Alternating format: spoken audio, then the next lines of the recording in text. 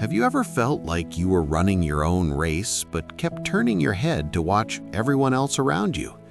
Have you ever spent so many days and nights thinking about what others have, what others are doing, and what others are becoming that you completely forgot to ask yourself what you were doing and where you were going? Have you ever sat under the open sky at night, staring at the stars and felt a deep emptiness inside your chest, even though nothing was physically wrong?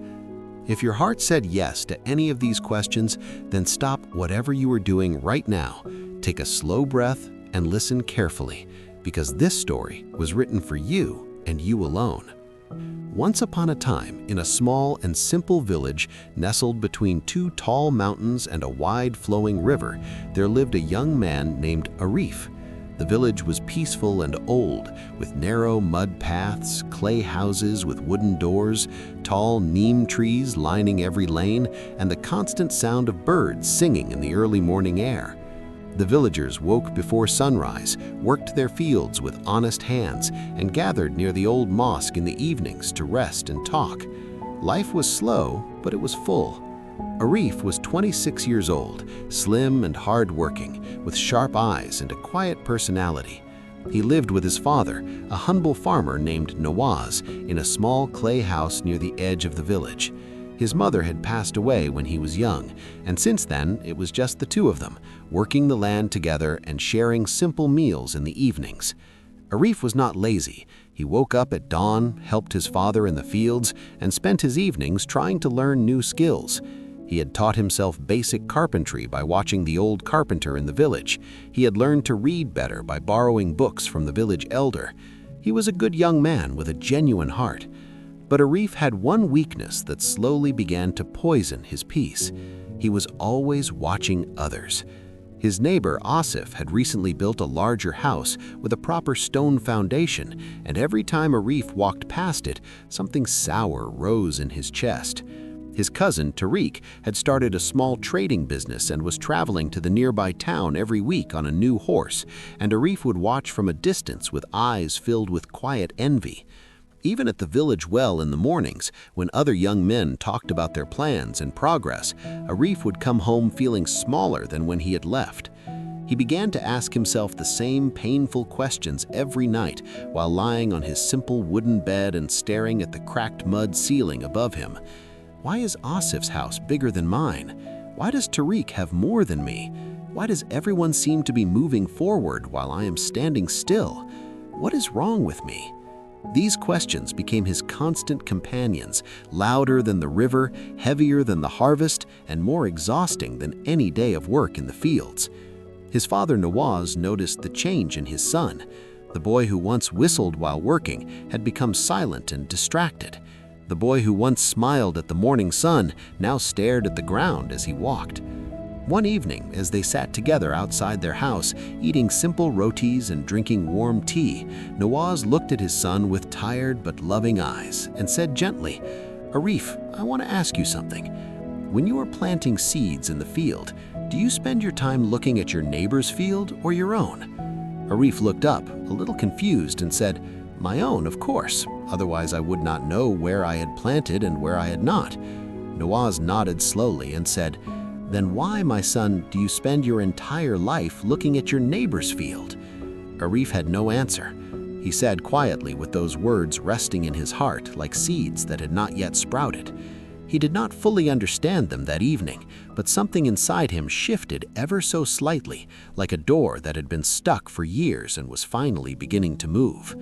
Days passed, and Arif continued to struggle. He tried to ignore what others were doing, but the habit was deep and old. He would wake up with good intentions and then spend his evenings comparing himself all over again. One afternoon, while Arif was working alone near the riverbank, an old traveling man came and sat beneath a large, shady tree nearby to rest his tired feet.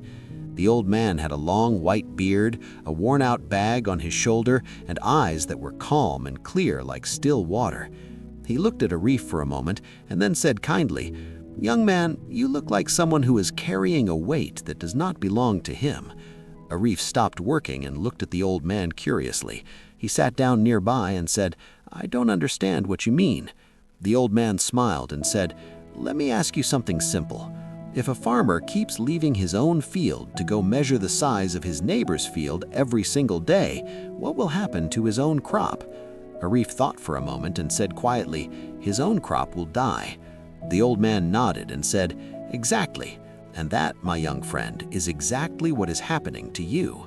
Those words struck Arif like a stone thrown into still water, creating ripples that spread far and wide inside him. The old man continued in his slow, peaceful voice, "Every great man who ever built something worthy in this world did one thing that most people never do. He turned his eyes away from others and turned them fully toward himself. He asked not what others were doing, but what he himself was capable of. He did not measure his progress against his neighbor's life. He measured it against his own yesterday. That is the only fair comparison that exists." Arif listened without speaking, his hands resting in his lap, his eyes fixed on the flowing river in front of them. The old man said, "There is a fire in every person, Arif, a unique fire that belongs only to them and no one else in this world. But when you spend all your time and energy watching others, you slowly pour water on your own fire without even realizing it. And one day you wake up and wonder why your life feels cold and dark. The answer is simple. You extinguished your own light while trying to see how brightly others were burning." Arif felt something unlock deep inside his chest. The old man stood up slowly, picked up his worn bag, and before walking away said one final thing. "Focus on your own fire. Feed it every day. Water it with effort, with patience, with purpose. Do not look left, do not look right. Just look forward at your own path and walk." Then the old man was gone, disappearing slowly down the dusty road that led out of the village. Arif sat alone by the river that long evening. The water moved slowly in front of him. The birds sang their last songs before sunset. The orange light fell across the fields and turned everything golden. And in that quiet and beautiful moment, something inside Arif finally became clear. He made a decision that evening, a quiet but powerful decision that changed the direction of his entire life. He decided to stop looking sideways and start looking forward. The very next morning, Arif woke up before sunrise, and instead of thinking about Asif's house or Tariq's business, he picked up his carpentry tools and began working on a small wooden cabinet he had been planning for months but kept putting off. He worked slowly and carefully, not because someone was watching, but because he truly wanted to improve his skill.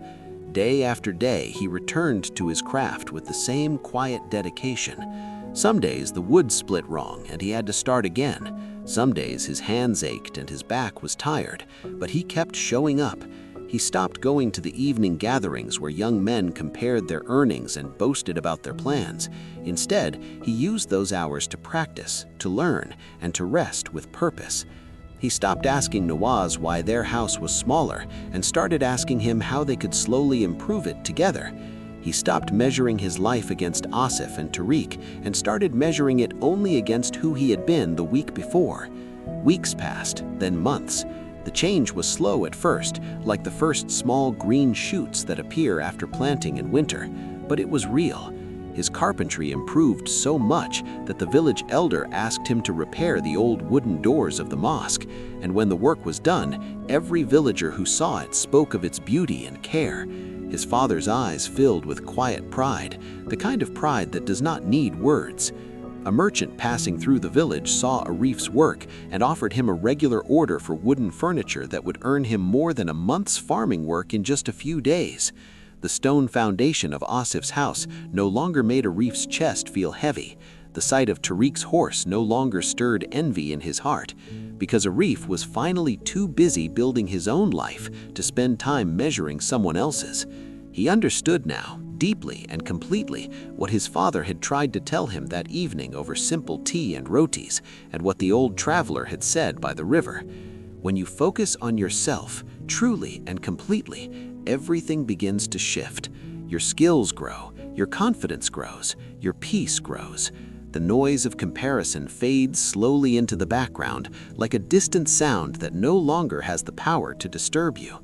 One evening, Arif sat outside his house in the same spot where his father had given him that first gentle lesson. The sky was full of stars, the village was quiet, the river could be heard softly in the distance.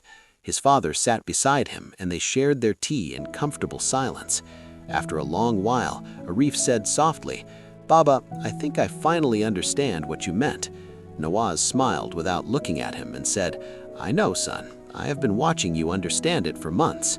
They sat together in the simple, golden peace of a life being properly lived, not perfectly, not lavishly, but honestly and with full attention. And that, dear friend, is the most powerful lesson hidden in this quiet story. The moment you stop running someone else's race and start walking your own path, everything changes. Not overnight, not with one great leap, but slowly, step by step, day by day, effort by effort. You were not put on this earth to copy someone else's journey. You were given your own unique path, your own unique fire, your own unique set of abilities that no one else in this world carries in exactly the same way.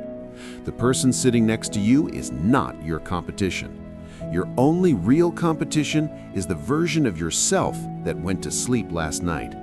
Wake up each morning and ask yourself not what others are doing, but what you can do today that is slightly better than what you did yesterday. Feed your own skills, protect your own peace, water your own dreams, and trust, truly trust, that when you focus completely on yourself and your growth, life will begin to change in ways you cannot yet imagine. Now, before you go, take one quiet moment and ask yourself this honest question. Whose life have you been living? Your own, or a version of someone else's that you have been chasing without even realizing it? If this story touched something real inside your heart today, please like this video so that more people can find it and feel the same. Share it with someone who needs to hear these words right now.